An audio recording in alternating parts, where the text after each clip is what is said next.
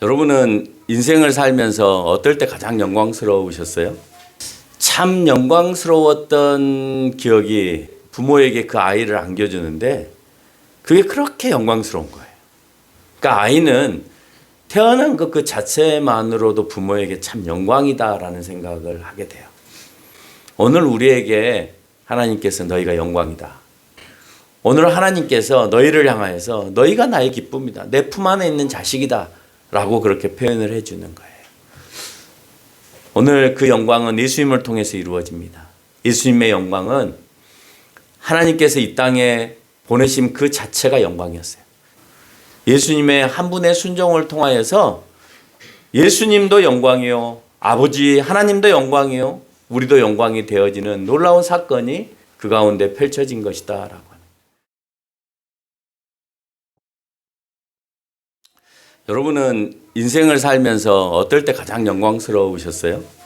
참 영광스러웠던 기억이 저는 감찬이가 위급한 상황에 출생을 하였거든요. 위급한 상황에 출생을 하였는데 그때 그 긴박한 상황 가운데서의 기도의 제목은 하나님 정상적으로만 태어나게 해주세요라는 기도였던 것 같아요. 그래서 정상적으로 태어났다기보다는 미숙아로 태어났기 때문에 한 2달 반간의 병원 인큐베이터에서 생활을 해야 했던 그 모습을 이제 발견하게 됐는데 그때는 정신이 너무 없어서 태어난 기쁨조차도 잃어버렸던 것 같아요. 그러니까 뭐 낳자마자 막 긴급한 상황이었으니까 간호사가 아이를 안고 이제 응급실로 뛰는 거죠. 뛰고 인큐베이터에 집어넣고 막 모든 호스 뭐 바늘 이런 걸 꼽으면서 이제 체크를 계속 하는 거예요. 얘가 이제 살 수 있을지 못 살지. 근데 이제 퇴원을 하기 위해서 얘를 건네봤는데 한 2kg, 3kg 뭐 이쯤 됐을 때 이제 2달 반이나 인큐베이터에 키웠는데도 그냥 아이가 태어난 아이보다도 더 작은 거예요. 2달 반을 컸는데도 얘들이 막 태어나면 하루가 다르게 크잖아요. 그렇죠? 근데 2달 반을 컸으면 엄청 커야 되거든요. 근데 이제 한 2.2kg, 3kg에 이제 태어났어요. 퇴원을 했습니다. 그때 부모에게 그 아이를 안겨주는데 그게 그렇게 영광스러운 거예요. 그러니까 아이는 태어난 것 그 자체만으로도 부모에게 참 영광이다라는 생각을 하게 돼요. 오늘 왜 그런 얘기를 하느냐? 오늘 우리에게 하나님께서 너희가 영광이다. 라고 표현을 하고 있습니다. 그 영광은 어떻게 이루어져 가느냐, 또 영광 받은 자들은 어떻게 살아야 되느냐 하는 것을 오늘 베드로 후서에서 얘기를 해주고 있어요. 그러니까 자녀를 내 품 안에 아는 것만큼이나 큰 기쁨과 영광이 오늘 하나님께서 너희를 향하여서 너희가 나의 기쁨이다. 내 품 안에 있는 자식이다.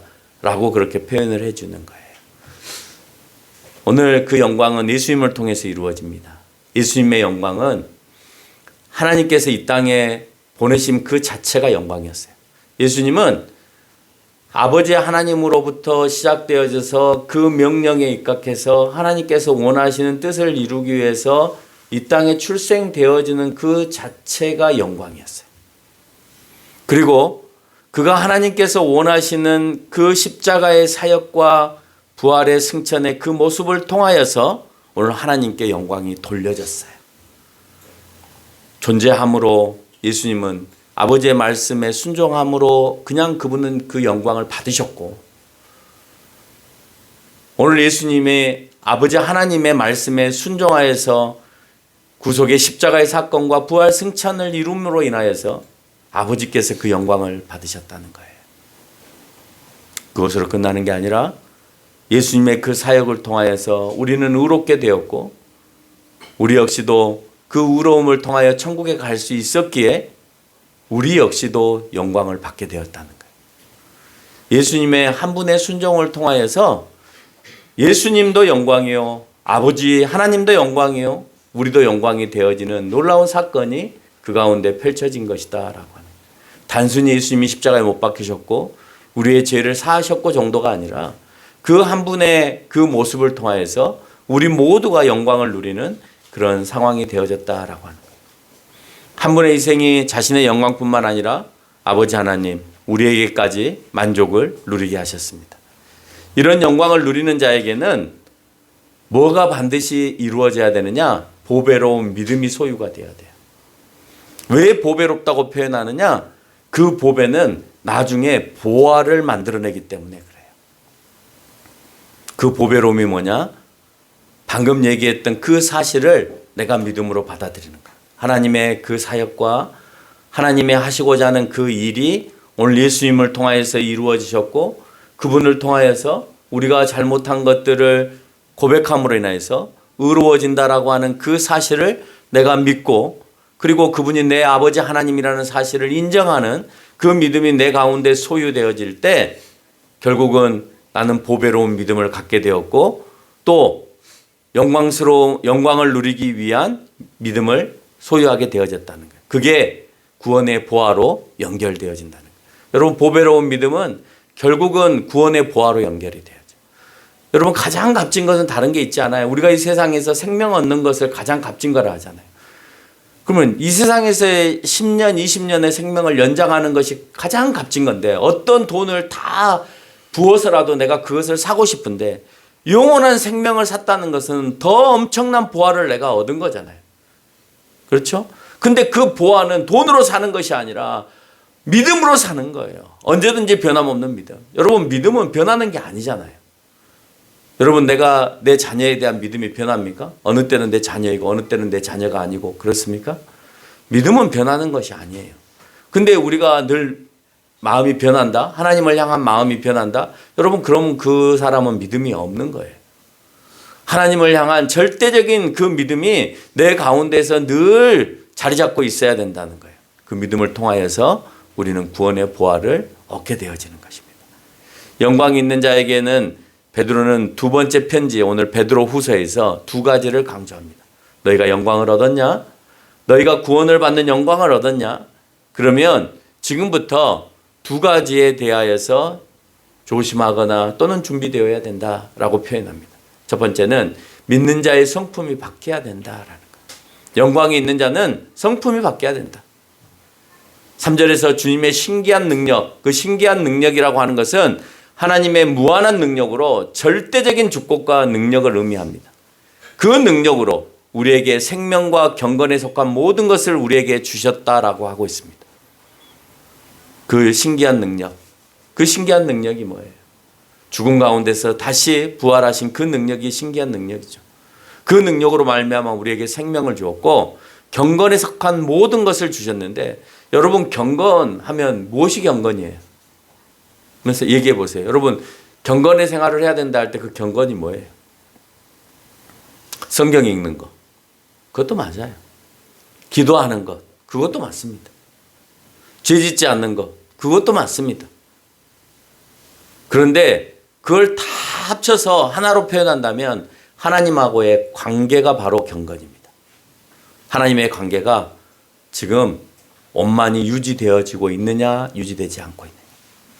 성경을 읽는 이유가 뭐예요? 그 말씀을 통해서 하나님께서 원하시는 삶을 살기 위해서 성경을 읽잖아요. 그냥 여러분이 몇 장의 책을 읽기 위해서 성경을 읽나요? 글씨 잘 읽기 위해서 성경을 읽나요? 나도 성경 한 권 정도는 읽어봤다라고 소문을 내기 위해서 성경을 읽나요? 그런 거 아니잖아요. 성경에 뭐라고 말씀하고 계시는지를 내가 알아서 내 삶이 바뀌기를 원해서 성경을 읽는 거고 기도를 하는 이유는 나를 살펴서 나의 잘못된 것을 하나님 앞에 고하거나 내가 해결하지 못한 것을 주님께 맡기거나 또는 어떤 시험에 빠졌을 때 내가 그 시험에 빠지지 않게 하기 위해서 내가 기도하는 거잖아요. 결국 그 경건의 목적은 뭐냐? 하나님하고의 관계가 끊어지지 않게 하기 위해서 하는 것이 그러한 삶이라는 거예요. 성경을 읽고 기도를 하고 죄를 짓지 않고 그러면 죄를 지으면 하나님과 단절되잖아요. 내가 기도가 안 되잖아요. 그래서 내가 죄를 지었을 때 그 관계를 형성하기 위해서 내가 기도하는 거잖아요. 회개하는 거잖아요. 회개를 하면 하나님은 용서하시고 다시 나를 받아주시니까. 여러분이 부모에게 잘못을 했을 때 내가 잘못했습니다라고 고백하면 용서해 주시지만 끝까지 그걸 숨기고 아니다라고 하고 거짓말을 하고 그렇게 하면 부모는 그 상황 가운데서 용서하지 않으시죠. 관계가 계속해서 멀어지죠. 부모와 자녀와의 관계가 멀어지는 거예요. 마찬가지입니다. 오늘 하나님께서도 우리에게 그런 관계를 유지하기 위해서 경건에 속한 모든 것을 우리에게 허락하셨는데, 그 경건에 속한 모든 것은 첫째, 하나님에 대한 경외함이 있어야 그 경건에 속할 수 있는 거예요. 하나님과의 관계에 있어서 진정으로 중요한 것은 하나님을 내가 경외하고 있느냐, 경외하고 있지 않느냐. 거기에서부터 내가 경건이 시작되는 거예요. 근데 나는 하나님에 대한 경외하는 마음이 없어? 라고 하면 경건은 오늘 내 안에 속해 있지 않다는 거예요. 그래서 나는 일주일이 가도 성경을 한 번도 읽지 않고 기도의 생활도 하지 않고 내가 죄를 지었는지 안 했는지에 대해서 돌이켜보지도 않고 내가 복음을 전하는 일도 전혀 하지 않으면서 그렇게 일주일을 보내는 거예요. 그건 내가 하나님에 대한 경외가 약화되어져 있기 때문에. 부모에 대해서 경외하지만 그 경외한 마음이 강한 사람과 약한 사람은 분명히 차이가 있는 거죠. 우리는 하나님의 아들로서 영광과 덕으로 우리를 부르신 일을 알게 되어죠. 그 생명과 경건에 속한 것을 나에게 허락하셨기 때문에 내가 그 경건을 통하여서 하나님의 아들로서 영광을 받으셨고 그분으로 인하여서 내가 영광을 받게 되었다라고 하는 그것을 알게 되어진다라고 하는 거예요. 왜 우리의 성품이 바뀌어야 되느냐? 하나님의 아들이 왜 이 땅에서 그 영광스러운 일을 하시게 되었는지를 알게 하기 위함이다라는 거예요. 하나님의 독생자 예수 그리스도를 통해서 영광으로 그 능력과 사역, 그 중에서도 십자가의 고난과 죽음과 부활과 승천으로 하나님의 영광을 드러내시고 자신의 영광도 나타내셨다는 사실을 우리가 안다는 것이 바로 여러분이 경건된 삶과 영광된 삶을 누리는 보배로운 믿음을 가진 또는 경건에 속한 삶이다라고 하는 것입니다. 주님은 이 사실을 알게 된 우리에게 자신의 영광을 통해서 보배롭고 지극히 큰 약속을 하세요. 자, 알았니? 너희가 그 사실을 알게 됐어? 그러면 내가 약속 하나 할게. 그것은 영원한 생명, 그 생명이 머무르는 천국에 대한 약속이었고 3장 13절에서는 그 천국을 새 하늘과 새 땅이라고 표현하고 있습니다. 자, 너희가 진짜 영광을 내가 누리게 해줄게. 너희가 영광을 받는다라고만 얘기했지 진짜 영광을 누리게 하는 것은 자 이때부터야. 그게 천국이고 새 하늘과 새 땅이야 라고 표현하고 있다는 거예요. 그곳에 이르렀을 때 우리는 진정한 영광을 누리게 되는 겁니다. 그곳에 간다고 했을 때 기쁨이 되는 거예요. 어린아이들에게 처음에 에버랜드에 데리고 갈게 라고 얘기하면 아직 가지 않았는데 기쁨이 있잖아요. 그렇죠? 갔을 때 또 다른 기쁨이 있죠. 그거와 같은 겁니다. 우리가 그걸 천국이 내 거야, 새하늘과 새 땅은 내가 반드시 갈 거야 라고 하는 기쁨이 여러분 가운데 먼저 소유되어져야 그곳에 갔을 때 진정으로 그 영광의 기쁨을 또다시 누리게 되어진다라고 하는 겁니다. 그래서 영원한 생명과 천국은 보배라고 하고 있어요. 그 무엇으로도 바꿀 수 없는 가장 값진 것. 그게 영원한 생명이고 천국이다라고 하는 거예요. 이 땅에 여러분이 생명을 구걸하는 것과 같이 좀 더 안 아프고 더 길게 살기를 원하는 것과 같이 여러분 영원한 생명에 대해서 여러분에게 소유하게 하셨는데 그걸 보배라고 생각하지 않는다면 그러면 이 땅에서의 생명도 하나님께서 여러분에게 쉽게 생각할 수 있다라고 하는 거예요. 그래? 너희가 영원한 생명을 준다는데 그거 안 받겠어? 그러면서 무슨 이 땅에서의 생명을 더 연장하기를 원해? 내가 진정으로 너희에게 영원히 생명을 준다는데도 거부하는데 이 땅에서의 그 생명도 내가 그냥 뺏어갈게. 의미 없잖아. 결국은 다 죽을 건데 라고 생각할 수 있다는 거예요. 그래서 천국을 소유한 사람은 이 땅에서 마음이 평안하기 때문에 더 오랫동안 살 수 있는 거예요. 저는 그렇게 생각합니다. 그 약속은 천국에 대한 보배는 1장 1절에서 언급한 대로 보배로운 믿음으로 성취되어집니다. 그리고 그 보배는 믿음을 가지고 경건에 속해 있는 사람에게 이미 주셨기 때문에 늘 평안하다는 사실이에요. 경건에 속한 사람은 앞에서 우리가 언급을 했습니다. 어떤 삶을 살아가느냐에 대한 언급을 했어요. 그런데 1장 4절에서 정욕 때문에 세상에 썩어질 것을 피하는 것. 이게 경건의 삶의 실제적인 나의 모습인 거예요. 경건에 속한 사람은 정욕 때문에 세상에 썩어질 것을 사로잡기 위해 살아가지 않아요. 그걸 피해 살아요. 그래서 하나님과의 관계를 유지하기 위해서 신성의 성품에 참여한다고 되어 있어요. 신성의 성품에. 왜요? 하나님의 관계가 유지되었으니까 내가 하나님의 성품으로 살아가는 거예요. 하나님의 형상으로 살아가는 거예요. 처음 인간을 창조하였던 모습을 그 모습으로 다시 내가 살아가게 되어지는 거죠. 그래서 하나님과 인간이 공유하는 그 성품, 사랑과 긍휼과 자비와 은혜와 의로움과 선하심과 거룩하심과 온유하심과 온전한 지식과 지혜가 내 가운데 가득하게 하는 거예요. 그게 하나님과 공유된 삶을 사는 거고 신성한 성품에 이르는 거예요.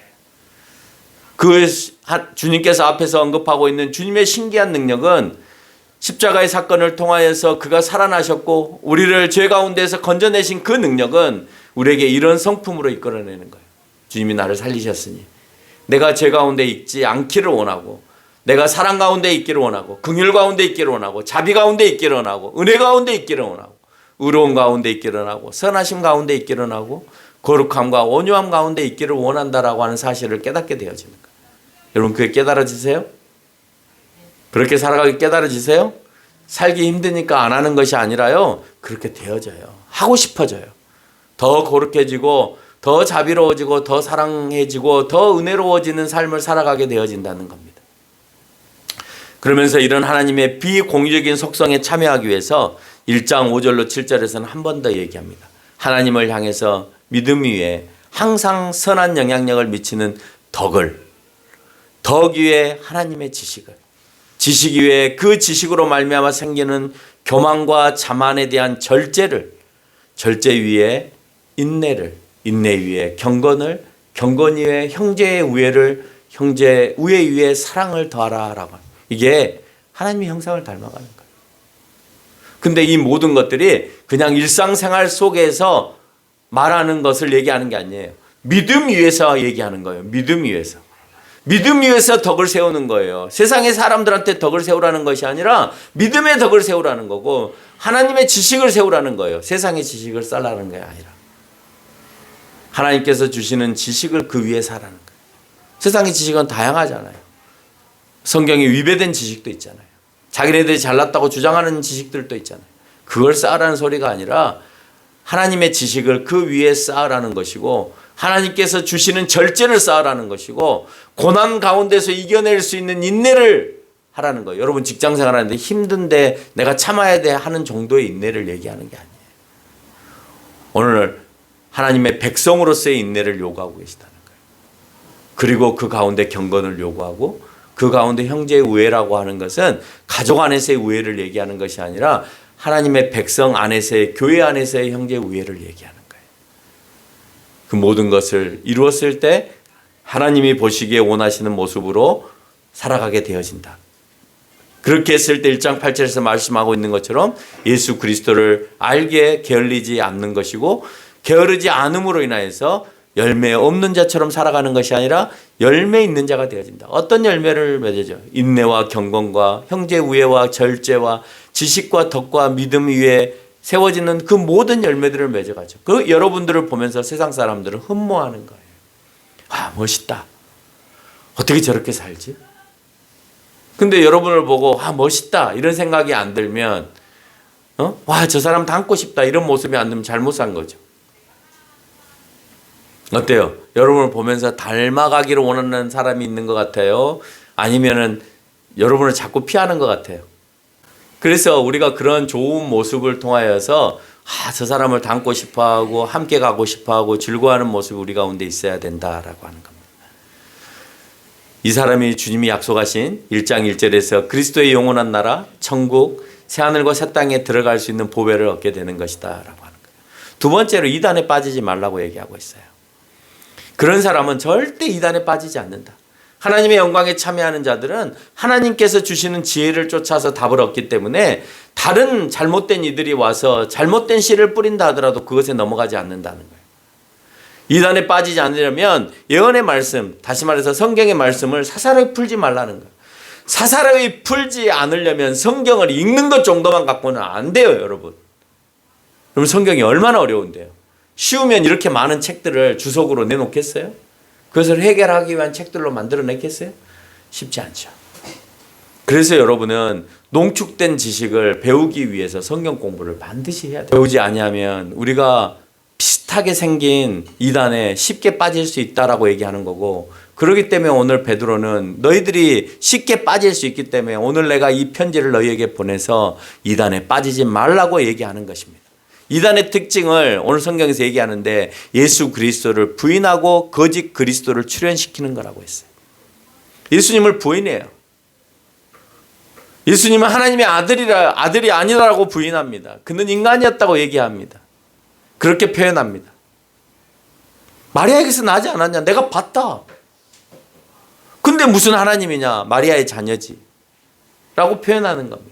거짓 그리스도들을 출현시키면서 그러면서 하는 소리가 내가 그리스도다. 진짜 구약에서 오는 그리스도는 예수님이 아니라 내가 그리스도다. 그렇게 말하는 사람이 지금도 존재하는데 통일교가 그렇고 하나님의 교회가 그렇고 신천지가 그랬습니다. 그럼 거기에 빠지지 말라는 거예요. 자기가 예수고 자기가 성령이래요. 자기가 하나님이고 자기가 하나님의 어머니래요. 그런데 그 사람들이 죽고 나면 그 다음에는 없잖아요. 이미 하나님이 안 돼. 또 다시 하나님이라 할 거예요. 그 자녀들이 또 하나님이라 할 거예요. 그러니까 하나님의 어머니를 찾죠. 하나님의 교회도 이미 그 교주가 죽었으니까 그 마누라가 하나님의 어머니라고 포장하고 있고, 통일교도 문선명이가 죽었으니까 장길자가 지금 자기가 어머니라고 얘기하잖아요. 어머니의 사상이 어디 있어요? 없잖아요. 그런데 가톨릭을 보니까 마리아에 대한 숭배가 있거든요. 그걸 끌어다가 이론으로 만들어서 이제 설명하기 시작하는 거예요. 그럼 가톨릭의 사상이 그런 겁니다. 그래서 우리가 가장 큰 적그리스도를 로마 가톨릭이라고 표현하는 겁니다. 없는 것을. 마리아가 분명히 하나님이 아니라라고 성경에 기록이 되어 있음에도 불구하고 예수 그리스도를 포장하기 위해서는 마리아까지도 포장해야 된다고 생각을 하는 거예요. 예수 그리스도를 하나님이 아닌 인간화하거나 예수 그리스도의 선행만을 강조하는 것이 이단입니다. 예수님께서는 우리를 향해서 물질을 나누어주는 선행을 베풀기 위해서 오신 것이 아니에요. 그 선행을 베풀었다고 우리 문제가 해결되지 않았어요. 그가 병을 고쳐줬다고 해서 모든 사람의 병이 고쳐지지 않았고 지금의 병들이 고쳐지지 않아요. 이해가 되세요? 여러분, 예수님이 이 땅에 오셨을 때 주변에 있는 모든 사람의 병을 고치셨나요? 눈에 보이는 사람 다 고치셨나요? 아니에요. 특별한 사람만 고치셨어요. 지금도 마찬가지예요. 오셨을 때 자기 눈에 보이는 사람들도 고치지 않으셨습니다. 왜냐? 모두를 다 고칠 수 없기 때문에 그래요. 근데 우리를 향해서 물론 하시려면 다 고치실 수도 있겠죠. 근데 거기에 목적이 있지 않아요. 이 땅에서 너희가 병을 고쳐서 며칠 더 살고 몇 년 더 사는 것이 중요한 것이 아니라 영원히 사는 것이 목적이기 때문에 예수님이 하시는 것은 병 고치고 돌아가시는 것이 아니라 내가 십자가에서 너희의 죄를 짊어지고 죽을 그 일을 해야 되는 거였어요. 그러니까 너무 짧은 시간 동안만 살다가 돌아가신 거예요. 그래서 그는 선행을 베푸는 것이 자기가 해야 될 사명이라고 생각하는 것이 아니라 최고의 선을 구원으로 보는 거예요. 내가 가장 선한 일을 했어. 그 선한 일이 뭐냐? 너희를 다 구원한 거야. 한 명만 구원한 것이 아니라, 한 명만 먹인 것이 아니라, 한 명에게만 준 것이 아니라 나를 믿는 모든 이들에게 구원을 주는 것이 가장 선한 일이야. 우리는 아픔도 슬픔도 춥고 배고픔도 눌림도 이 땅 안에서는 온전히 해결될 수 없다는 것을 알게 됐습니다. 예수님이 이 땅에 오셨어도 그 모든 문제가 세상 가운데 해결되지 않았어요. 그러나 하나님께서는 우리를 천국으로 인도하심으로 인해서 그 모든 문제를 해결하겠다고 하시는 겁니다. 3장 4절을 보면 예수님의 강림을 거부하는 사람들이 있었는데 예수님이 다시 오심에 대한 재림을 얘기하는 겁니다. 그런데 언제 오시냐? 오신다고 했는데 그때나 지금이나 변한 것이 없어? 이렇게 비아냥거리면서 떠드는 이단들이 많았습니다. 그 말은 하나님이 어떻게 하신다는 것이 아니라 우리끼리 법대로 윤리대로 잘 살라고 하시는 것이야 라고 말을 바꾸어서 예수님이 오시는 것이 아니고 항상 예수님은 공포를 줘서 언제 올지 모른다라고 얘기를 해놓고 너희들이 공포스럽게 그렇게 살면서 법도 지키고 윤리적으로 살라고 그렇게 얘기하시는 거지 예수님이 오시는 거 아니야. 라는 말로 설득을 합니다. 지금도 그렇게 말하는 사람 많습니다.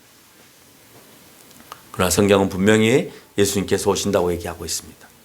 예수님의 재림을 거부하는 사람이 과거에도 있었음을 우리는 알 수 있고 현대교회도 어쩌면 예수님의 재림을 믿지 않는 사람들이 굉장히 많습니다.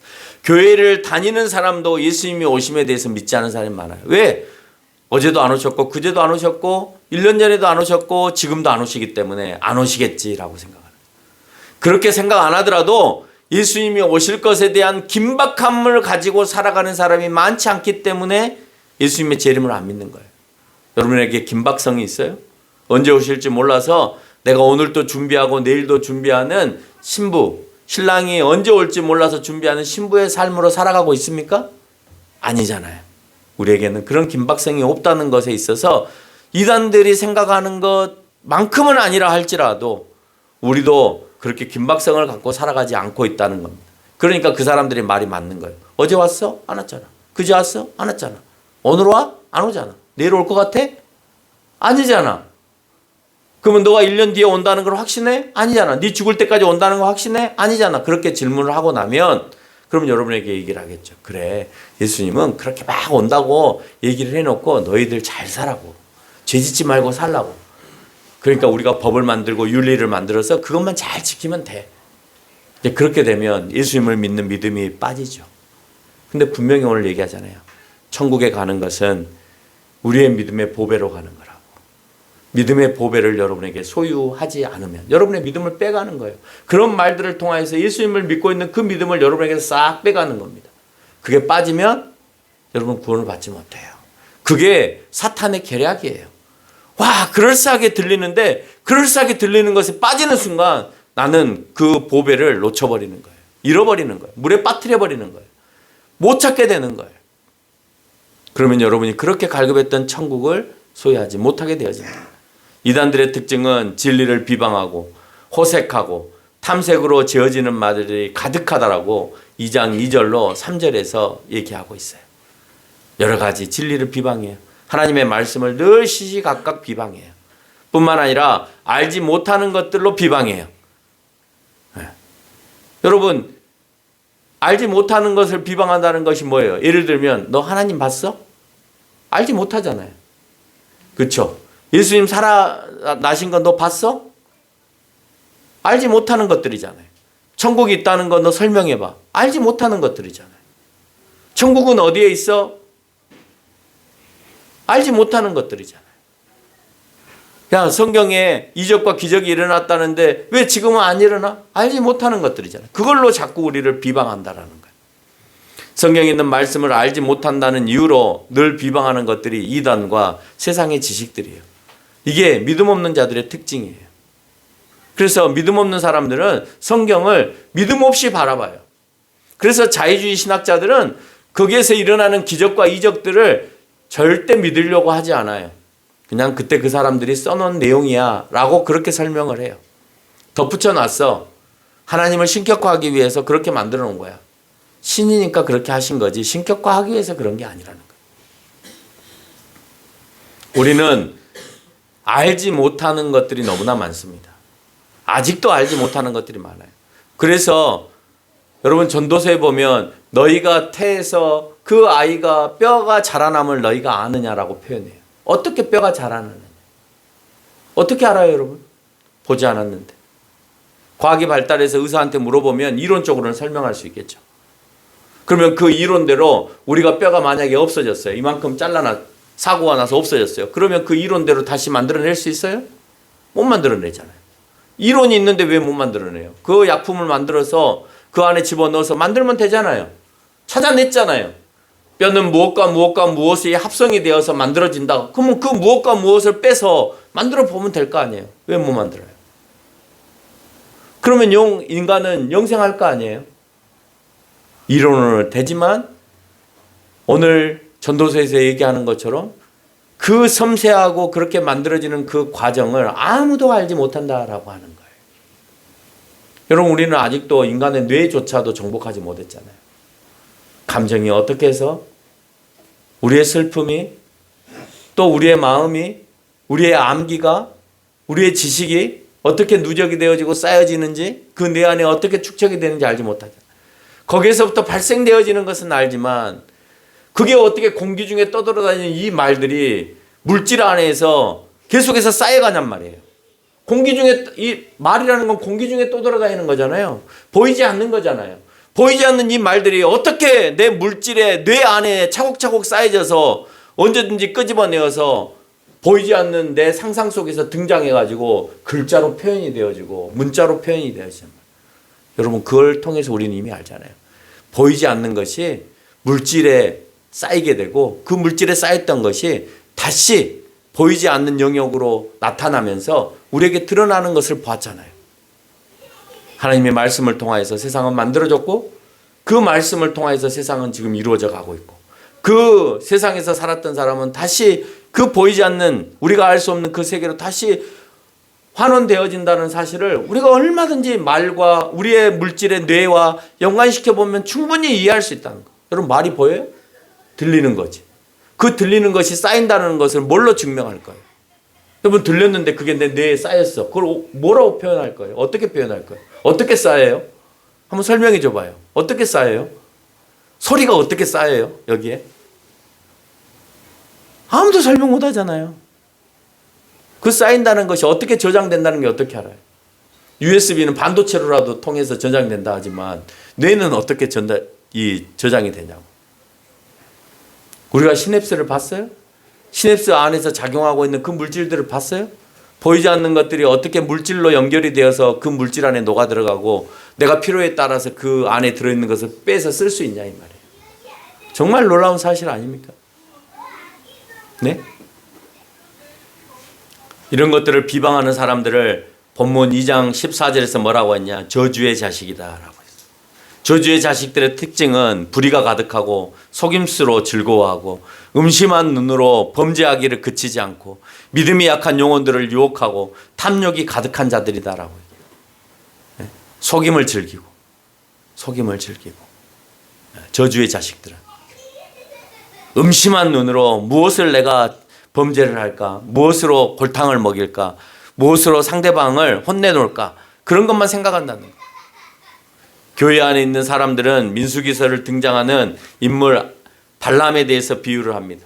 재물에 어두워서 모압 발락의 사주를 받아갖고 이스라엘 백성들을 우상숭배와 음행에 빠지게 그렇게 부추기려고 했습니다.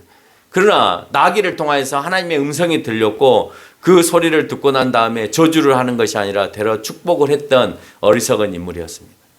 그가 어리석을 수밖에 없었던 게 그렇게 예언자의 일을 하면서 어리석을 수밖에 없었던 것은 재물에 눈이 멀었기 때문에 그렇습니다. 우리가 세상에 그 무엇에 눈이 머는 순간 하나님과의 관계가 단절되어지고 경건은 멀어지게 되어진다는 사실. 주면 받는 거고 그 받는 걸 가지고 최선을 다해서 살아가면 되는 것이지 그것을 쫓아 살아갈 때에 하나님과의 관계는 계속해서 멀어지게 되어진다라고 하는 겁니다. 결론을 맺겠습니다. 믿음 있고 하나님의 형상에 닮음 있고 성경을 사사를 풀지 않고 성경 공부를 충실히 한 사람은 2장 9절에서 언급하고 있는 대로 형벌 아래 있지 않고 심판을 받지 않는 영광의 자리에 있게 되는 거예요. 그 영광의 자리를 받기 위해서 우리가 있는 겁니다. 주님이 속히 오시지 않음에 마냥 우리가 미루는 것이 아니라 3장 9절에서 언급하고 있는 대로 오래 참으셨기 때문에 아직도 안 오시는 거예요. 만약에 예수님이 오셔야 된다면, 이 세상이 악하기 때문에 오셔야 된다면 여러분은 이미 멸망 아래에 놓여있게 되는 거고 회개의 기회조차도 얻지 못하는 상황이 되어지는 겁니다. 주님이 오시는 날에는 오늘 본문에서 그렇게 말합니다. 하늘에 큰 소리가 나고 물질의 뜨거운 불이 풀어지고 땅 안에 숨겨져 있던 모든 것이라는 것은 뭐 보이지 않는 괴물들이 드러나고 뭐 공룡들이 살아 움직이고 이런 것이 아니에요. 땅 안에 숨겨진 것은 모든 것을 감춰진 모든 것들이 폭로되어진다는 거예요. 모든 진실과 본질이 명백하게 드러난다는 거예요. 봐라. 너희가 없다고 한 것, 너희가 알 수 없다고 한 것, 너희가 보지 못했다고 하는 것 다 보여줄게 라고 명백히 드러낸다는 거예요. 우리의 모든 행동과 업적, 신앙의 삶의 모습까지도 다 드러내 보여서 너희가 이렇게 살았지? 그래서 그 감춰진 것들을 폭로함으로 인하여서 너희가 심판의 자리에 이르게 된다라고 얘기합니다. 그때 우리에게 보일 것은 예수 그리스도를 향한 믿음과 그 믿음대로 하나님의 형상을 닮아가는 삶을 3장 11절에서 말씀하신 거룩한 행실과 경건함으로 보인다라고 표현하고 있습니다. 그것은 다시 3장 14절에서 점도 흠도 없이 평강 가운데에서 그 모습이 드러나기를 힘쓰라라고 표현하고 있는 겁니다. 여러분, 내가 하나님을 향한 마음, 하나님의 형상을 닮아가려고 하는 삶, 그래서 거룩하고 경건된 삶을 살아갈 때 내 마음에 평안이 있다 하잖아요. 내가 늘 강조했던 말의 핵심을 오늘 베드로 후서는 얘기하고 있는 거예요. 그 평안을 가지고 있느냐라고 하는 겁니다. 마지막 경고로 3장 17절에서 너희가 굳센 데서 떨어질까 조심해라. 너희 믿음이 굳세다고 생각할 때 그때 조심해라. 언제든지 사탄은 그 굳세다고 생각하는 그 자만 가운데에서 시험을 주고 그 테스트를 이겨내는지 이겨내지 않는지를 오늘 또 묻고 있다는 사실을 기억하면서 여러분, 천국의 보배를 얻기 위해서는, 천국의 그 보화를 얻기 위해서는 믿음의 보배가 내 가운데 자리 잡아야 된다라고 하는 사실을 기억하는 저와 여러분이 되시기를 바랍니다.